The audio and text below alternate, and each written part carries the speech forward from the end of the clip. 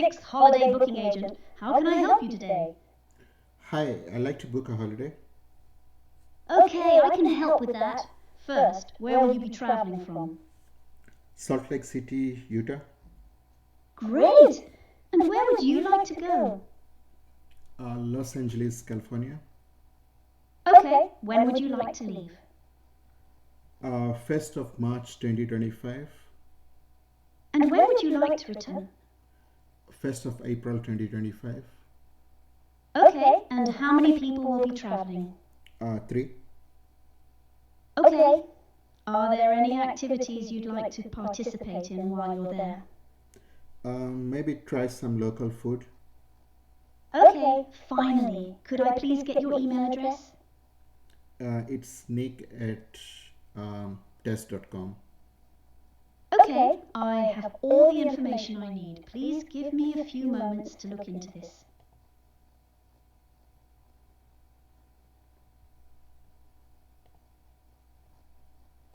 Thanks for your patience. I'm almost done.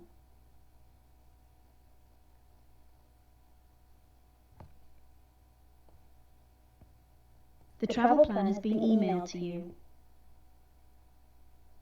Thank you.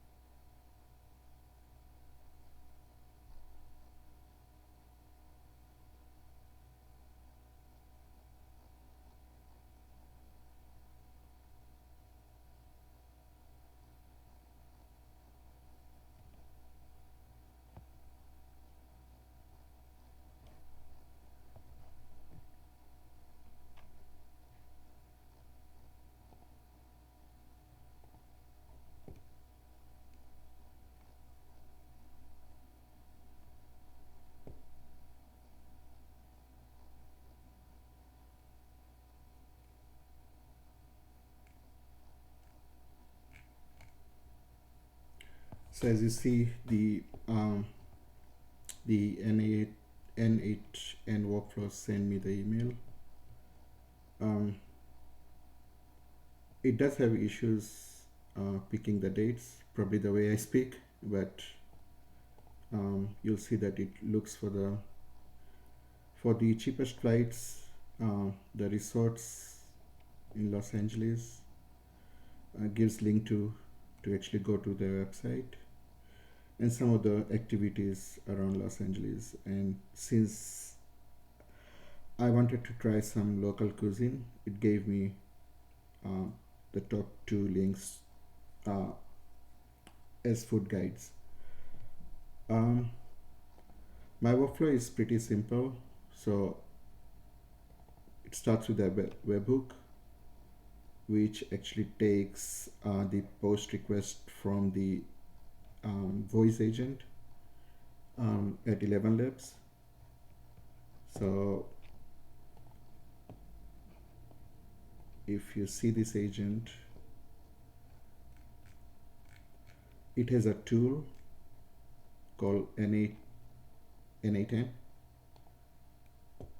and the tool actually has a method, a post method, which my workflow uses. And then I've defined a list of properties such as return date, departure date, and so on, which the agent actually uses to form the payload to send to the n8n workflow. My conversational agent also has a system prompt, and essentially what it does is it takes some instructions to collect the details from the user and send it to the n8n tool, which interfaces with my n8n agents. So going back to this, that's the trigger for the whole process. I'm setting some fields as well. So things like origin, destination. Um, Probably it didn't pick the departure date because of my accent, but um, that covers the that kind of captures the essence of the payload that this workflow takes. Um, Going back, um, so I spelled other cities, but I have a conversion here which converts these cities into the airport codes. So, for example, as Salt Lake City is as SLC and Los Angeles International is LAX. Um, I use GPT-4 to make the translation to convert the city names to the nearest airport code. And then I use the Willy API, which you can sign up for free to look up the activities.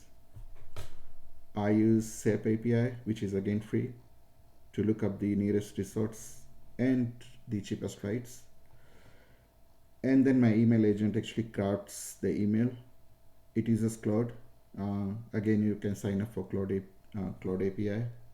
It's $5 at the cheapest level, which is worth it. So my email agent uses Claude to actually create the email.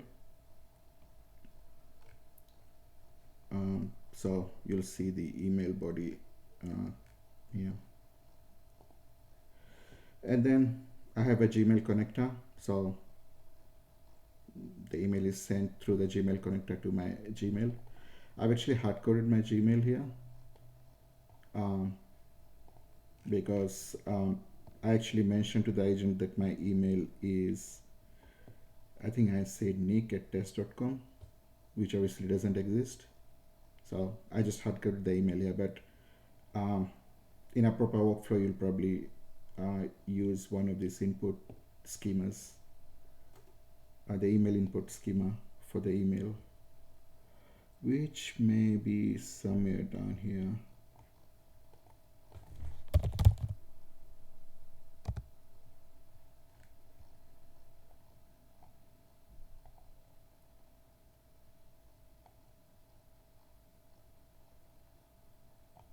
Ah, so the email is actually, again, it picked as taste.com instead of test.com.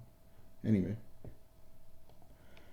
and then the workflow after sending the email sends a response back to the conversational agent, ElevenLabs, saying that the workflow is done and you may close the conversation. So that's the workflow in essence. There's obviously additional code behind the scenes, which probably would take me longer to cover, but I could do that in another video. So that's my n8n agent.